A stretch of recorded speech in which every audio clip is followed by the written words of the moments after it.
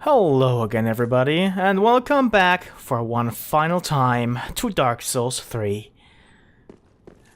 Starting up right here in front of the Wind statue to head out to this only place that we haven't explored yet. Well, almost. There's a couple secrets and we will be seeing that after the final fight, which is why the video is so long. Anyway, we can in true Souls fashion see quite a few of the places we've already explored. And up ahead we see some dude power stancing frickin' ultra great swords. Of all the things they changed in Dark Souls 3, power stancing is one of the things that I don't know why they changed it. Though I kind of really like that they streamlined it a bit. But it's a bit sad that you can't just power stance everything anymore.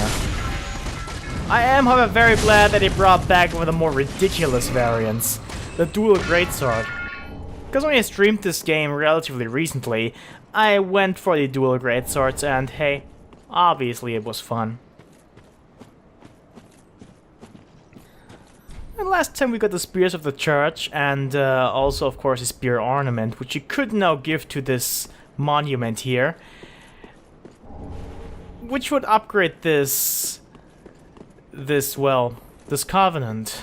Which we will see in action in, well, actually, in just a few moments.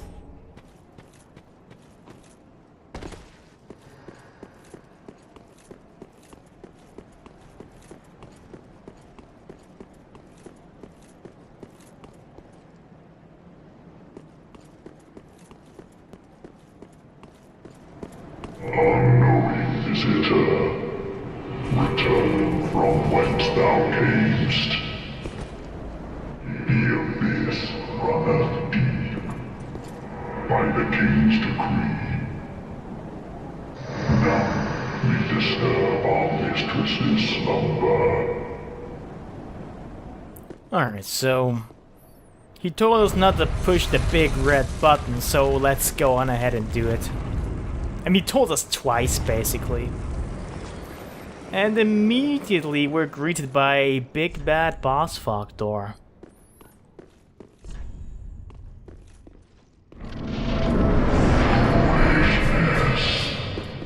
The king's decree is no trifling matter. I, Judicator Argo, shall deliver thee justice.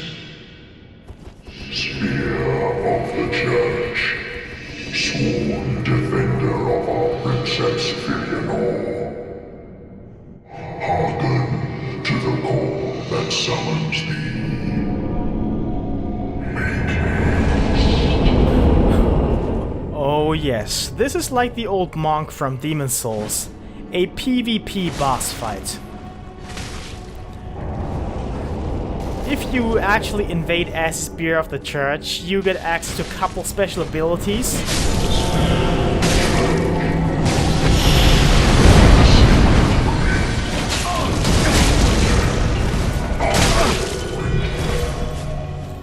These special abilities you get involve, well, a homing soul mass that is, as far as I'm aware, always active. These spears that come from the ground that you can just cast. And, well, that's it, I think. Aside from that, it's a normal NPC with the health of... Well, it's not an NPC, it's a phantom. Ah well. And he's already dead too. His health does get buffed if you have phantoms with you though. And if you're playing offline, of course, you do get to fight an NPC called Half-Light. He is... yeah, he can do the same things. And much like regular NPC phantoms, he has more health than a normal player would. To compensate for the fact that it's, not an actually intelligent player doing stuff that could mix you up.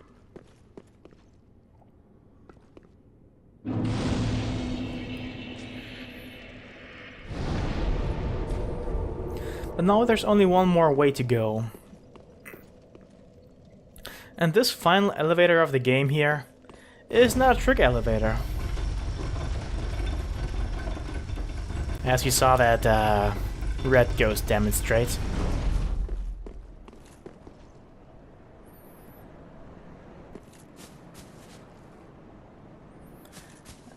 And the spire up there, the architecture is a bit reminiscent of Anna Londo, which is intentional, because in there is Filianor, Gwyn's daughter.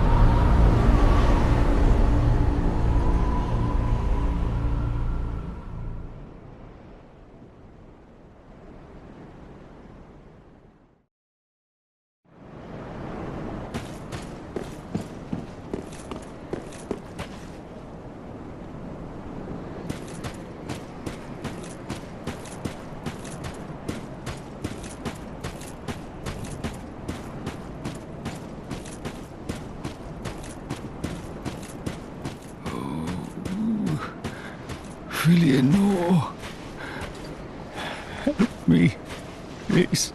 The Red Hood is come to eat us, to eat our dark souls. So the game obviously wants us to follow that trail of black blood that pygmy left behind, but I know of a little bit of a side area in this gigantic wasteland, so let's go there first.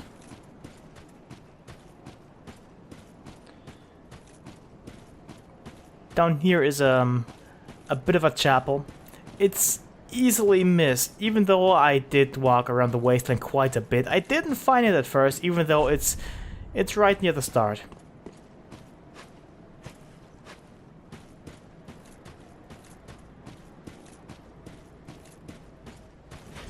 I've searched for thee, dark, stricken creature. I am HEIR, daughter of the Duke, descendant of gods, and trusted friend to Medea. At once, I am the honour of the gods, the glory of fire, and the fear of the dark. Unpunished for thy treachery, thy profanity, and thy shameless yarn. She's really mad at us. I mean, to be fair, she told us not to wake the princess. So, I guess we have it coming, but hey, there's only one way to go, and we just kinda had to do it, right? HEIR, while a regular NPC, is kind of a toughie, mainly because she uses that lightning arrow miracle. And it has a special property. It doesn't have a fixed wind-up. It actually can be held for a while, and so when she actually fires is a bit of a crapshoot. So the best advice that I can give you is to not actually go to medium or long distance with her, and just stay close so she won't use it. Because it's the most dangerous attack she has by far. Of course, sometimes it might be necessary to gain some distance, mainly to heal, of course. Again, of course, so she can also heal, which is a bit annoying, and much like most phantoms though, or she is the NPC phantom, she's actually an NPC right here, she doesn't have a glow. She only can use her S's 3 times. And damn that lightning arrow. Really, what I should have done was just stay close.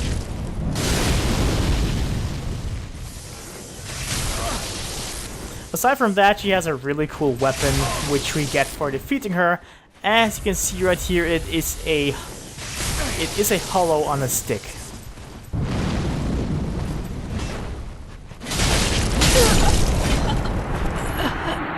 Never would I ever forgive thy lonely kind.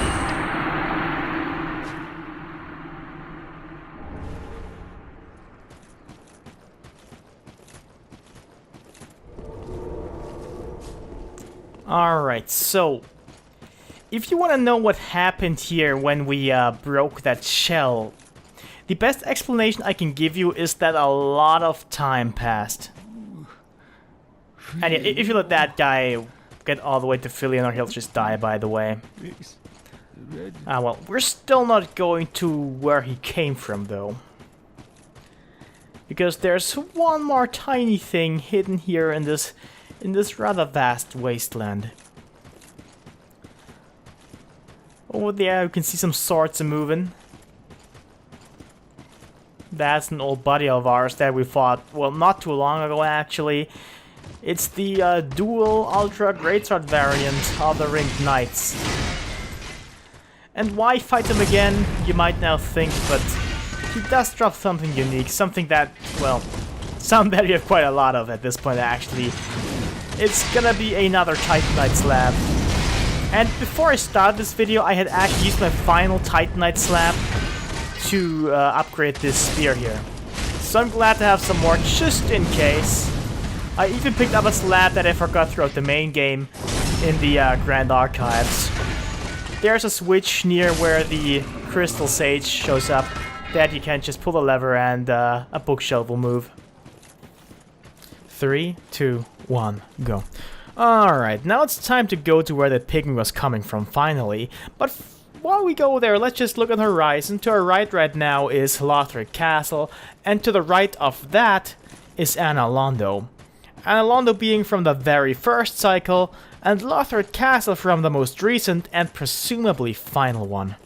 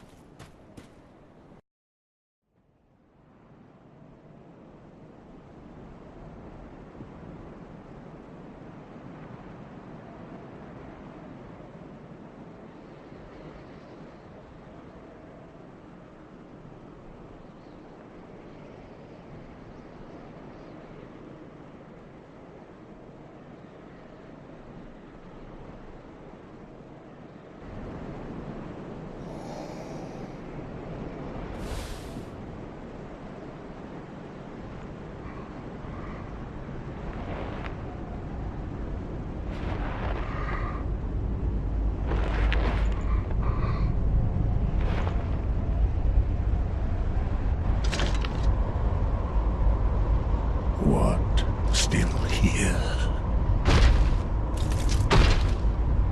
Hand it Over that thing, your dark soul.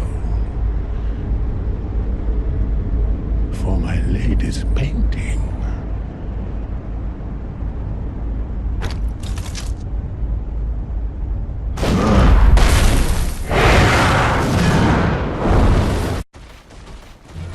Slave Nightgale. He must have known that he couldn't quite take the Dark Soul in the end, which is why he guided us through the Dreg Heap and through the Ringed City to find him through some convoluted means.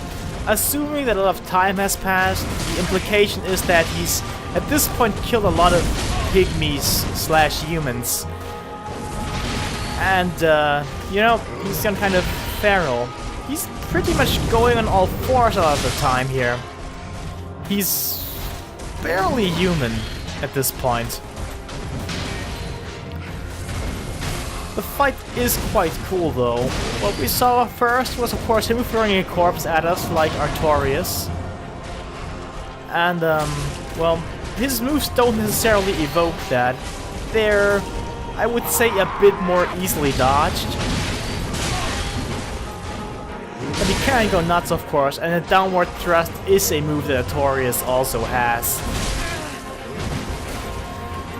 Honestly, this part here isn't really too hard, you just need to get into the rhythm of it. And on all my first attempts, I just kind of fail with every character. But on the second one, I usually got it down again. It's just something I have to relearn every time. What's important to note here is, this is one of those fights where staggering is actually very helpful. If you have a big weapon, it'll take like 3 or 4 hits until he gets staggered for a second. With smaller weapons like the spear, it'll take a bit longer, but the amount of hits will be, for the most part, consistent. So if you count your hits, you can use that to your advantage. I'm not doing it here, of course, because, well, I can only count to 3. My first round was with a greatsword build, and I did only have to hit him 3 times until he staggered, which allowed me to interrupt quite a few of his attacks before they even came out.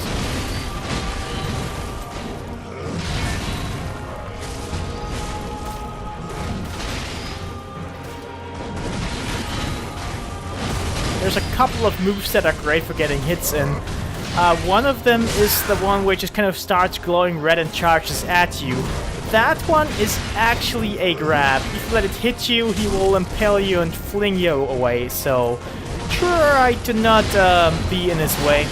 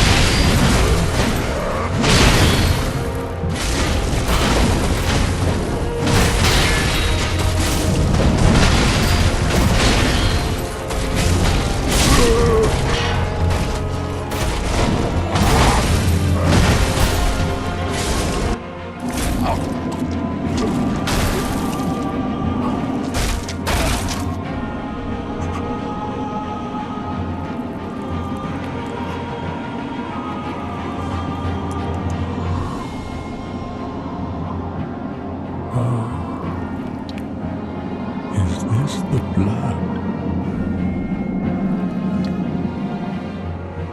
The blood of the dark soul.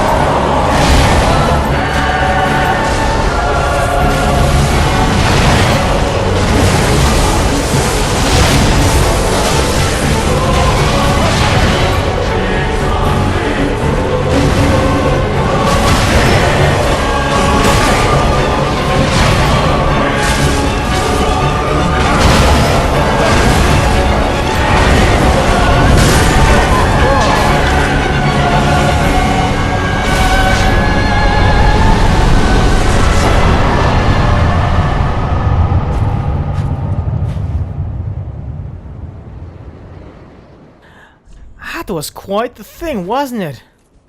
Some people think it's a bit too spectacular, but I really like it, and they think it is a very worthy final boss and capstone to the series. We did get a soul as well as, well, the blood of the dark soul, which I assume we should give to the painter lady right away. You know, before that, for once, let's just look at the boss weapons in the middle of a video.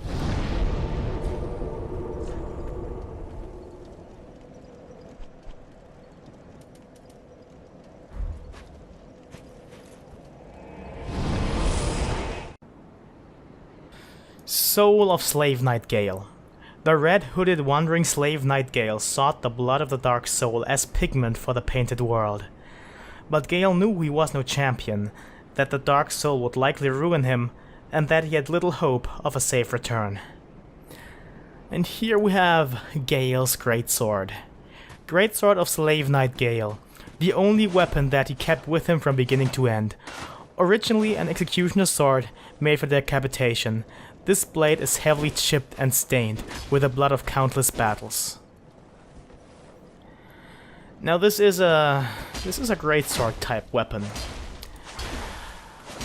It looks odd because, you know, the tip is essentially broken off. It does have some interesting attacks though, some really cool looking ones. Check this out. They move you a fair bit, so I'm not entirely sure how useful they are in combat, but they sure are fun to use. So let's actually head into battle with this completely unupgraded weapon to check out how it does against random hollows on New Game Plus.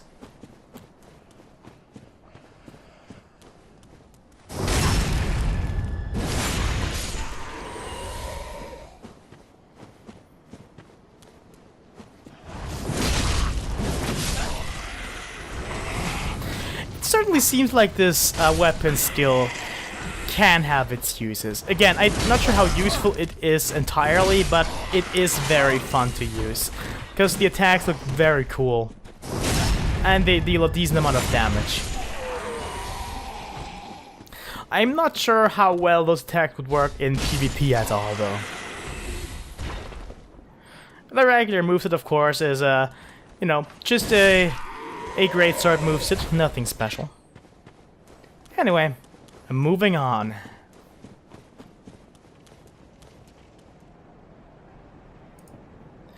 Repeating crossbow.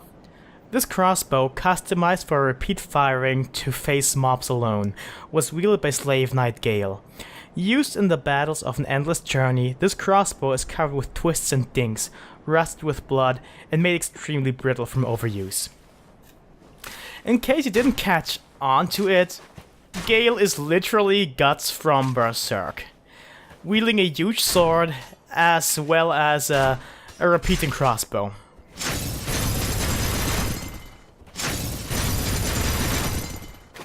Unfortunately, the weapon skill, which makes it fight very rapidly, is not all that accurate.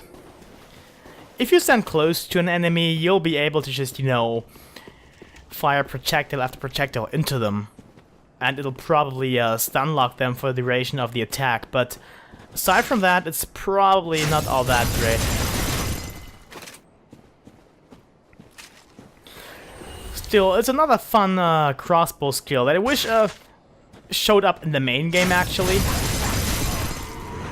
Because that only had weird bashes for crossbows, which I don't know. I just don't know what they were thinking. It's a melee attack for a crossbow. You're not really gonna pull your crossbow out to attack people when that close to them, except I'm doing it right now because... But I'm weird, okay?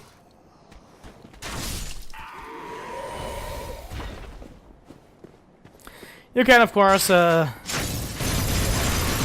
still aim it as normal if you're two-handed, like every other crossbow. And I suppose for it being a ranged weapon, which always do less damage, it does really decent damage.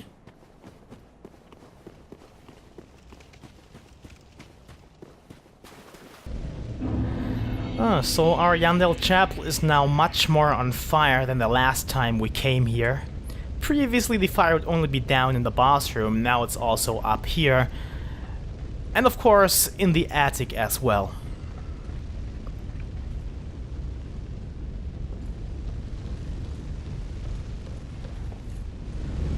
Ashen One, thy gift of flame has taken root, and Uncle Gale will soon bring the pigment.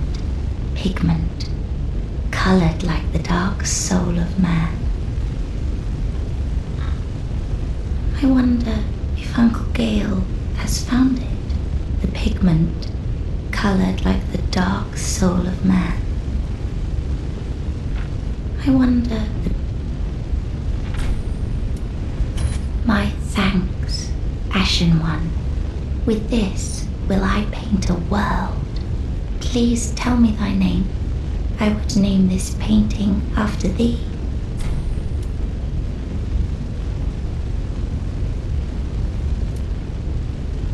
My thanks. I will paint a world of that name. It will be a cold, dark, and very gentle place. And one day, it will make someone a goodly home.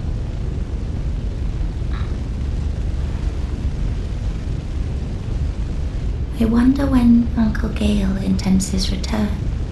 I hope the new painting will be to him a gentle home. My thanks, Ashen One.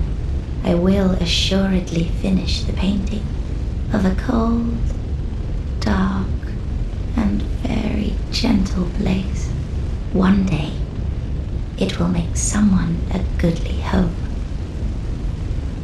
My thanks, Okay, while this is technically the ending for the DLC, we're not really done yet. Because Shira's room is now open. And while there's no exciting content in here, we're at least able to get her armor set. Which I always thought looked really cool.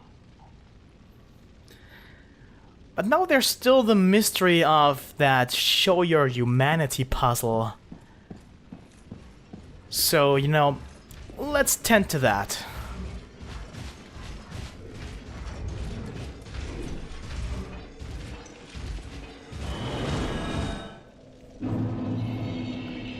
Alright, so thankfully this is right next to a bonfire, so yeah, but I still have no idea how you could possibly guess what to do. I mean, you could guess anything really, but it would just be that, a guess. There's no real way to deduct what exactly you're supposed to do. Because what you're supposed to do is go out here, into the swamp, and you could technically leave that guy alive, but honestly he's in the way, so he's gonna die. Alright, so once in the swamp, what you need to do is either use a chameleon spell or a young white branch. I've seen people turn into different things here, but I always turned into this humanity sprite here, which obviously shows our humanity. It's weird, which is also why I thought that this swamp is linked to the dark. Also makes sense that Medea was fighting the dark, he was here after all.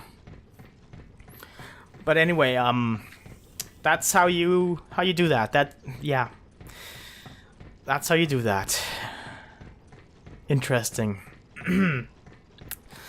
But anyway, we've now unlocked a new section of the area. We're back in the Ringed City streets now.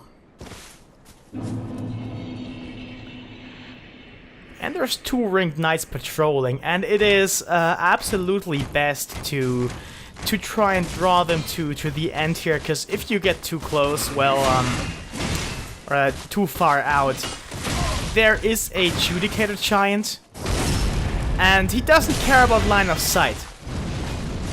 He really doesn't give a shit about line of sight at all. So as long as you are too close to him, he will summon ghosts to harass you and possibly kill you. really something that you can deal without, so... yeah, best to just pull those guys out one by one. That makes dealing with the Adjudicator much easier afterwards. And I mentioned it, I think, in the previous video, but there's people who think that all the Adjudicator giants are one and the same. They're Adjudicator Argo, and that they're just kind of immortal, like us, and that when they die, they just kind of come back.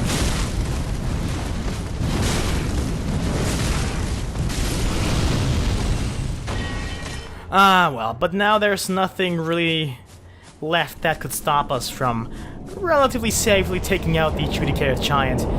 While he is sitting down again and doesn't walk, he functions much the same as the one in the swamp. And that he won't really summon armies of archers, just a few of them at a time. And he's also able to summon these witches. However, dodging the archers can be a bit tricky because you can't really go sideways that easily, because the area is a bit tight. Additionally, also summon Lido and Carla.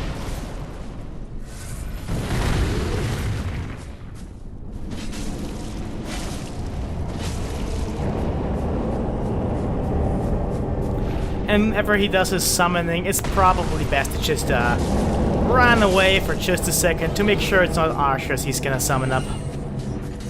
And even if you kill him, as long as his phantoms have already visually appeared, they will not disappear with him dying. They will actually complete their attack and then disappear.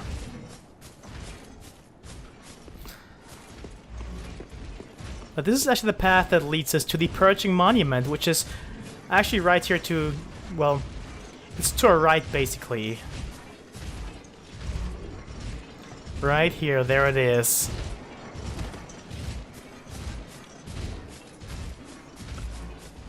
It really is that well hidden, so it makes sense for Lap to never have found it. Even though he was looking for it high and low. At least that's what he claims, and I'm inclined to believe him.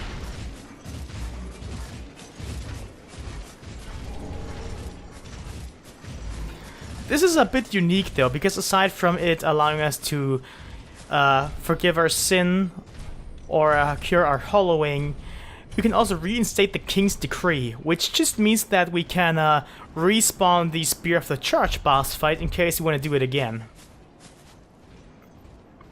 And right over there is where Lap was, so instead of just going the long road, let's just do it like this.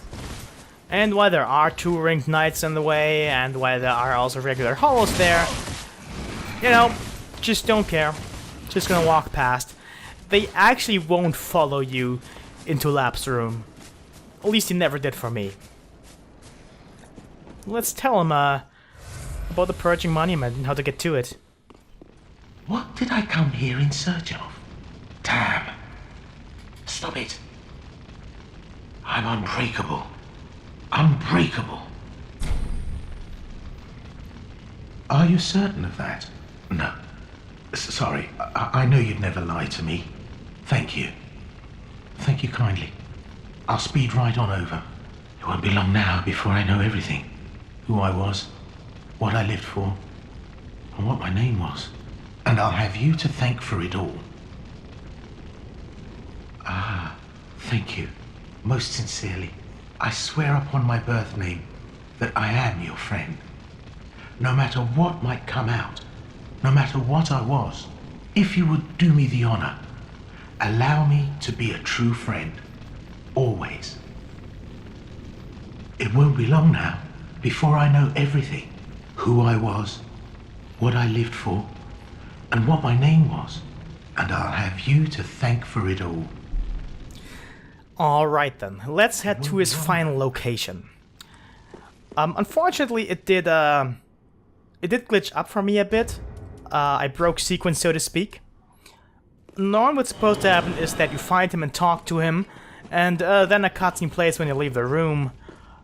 But for me the cutscene played right away, so here's a different playthrough of me just, you know, talking to Lap. Oh, finally, you've come. Now I know exactly who I was. And for that, I've a little thanks to be giving. Go this way and peep past the broken staircase. Some awfully fine treasures just sitting there all alone. It'll change your life. I've much to thank you for, so I'll say it again and again. Go this way and peep past the broken staircase. Some awfully fine treasures just sitting there all alone. Well,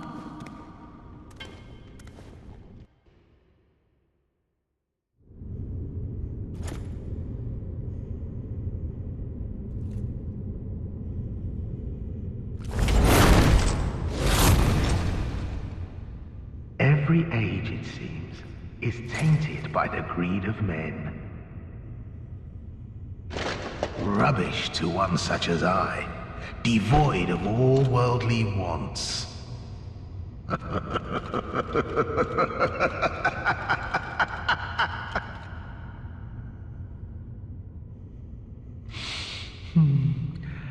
don't know. Maybe it's just the way we are. I'll stick you in my prayers. A fine dark soul to you.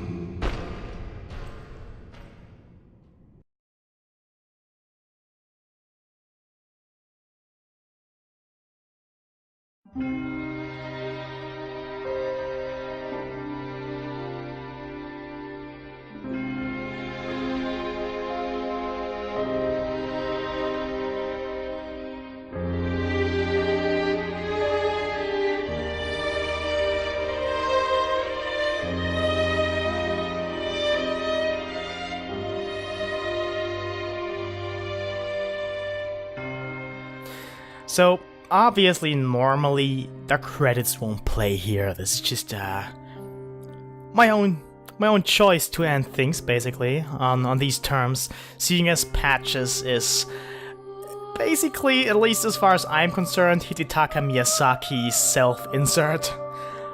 And him wishing us a fine dark soul is a pretty good way to end things, I assume. Now, there's actually a new version of the credits theme playing right now that only plays if you finish the game again in the Ringed City, or rather, with the Ringed City installed. It has some piano on top, and I'll let you listen to it in peace momentarily. But since this is the final video, I'd just like to thank you for watching, for sitting through it all, and since you're still watching at this point, I can only assume that you actually did enjoy it. Looking back on, you know, LPing all three Souls games, Dark Souls games that is, kind of an interesting feeling to let go now. And what you can see playing here is actually footage from my LPs. Anyway, thanks once more for watching. I'll now let you enjoy the credits tune that is slightly altered from before with a piano. See you around.